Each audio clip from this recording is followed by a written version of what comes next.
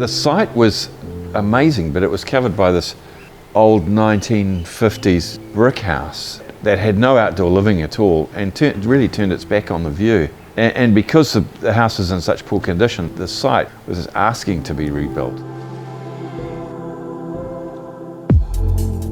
Well, the clients essentially basically wanted like a relaxed home that opened out to the view. They had great art and great furniture to begin with, so it was really accenting those, adding to it and making it a family home really.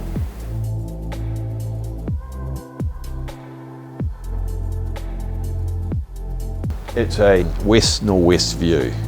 There's no problems with getting afternoon sun, so our challenge was to get the morning sun in.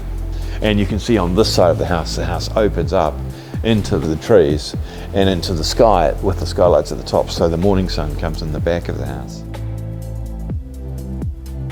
It's kind of like a journey down to the water, with all of the experiences that you get when you're walking down to a beach, down a coastal in Scotland and New Zealand.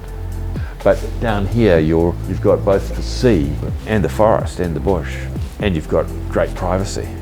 We have neighbours on either side of us, but of course you just don't know, because the house is nestled in and its own space is created by the garden.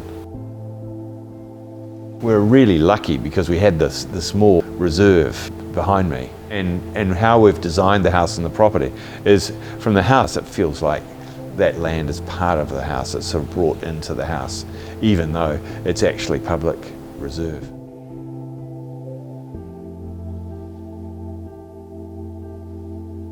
I was a project architect and I guess in a way project manager for the job. As the architects, we were involved in the process right from the start in the design phase right through to the end of the construction phase. There was multiple finishes of concrete in the house, so there was natural concrete, there was glass reinforced concrete on the fascias of the building, and there was concrete in the motor court and the driveway as well. And so it was carefully getting those all to match or be harmonious together was a challenge. How does New Zealand inspire us in our design?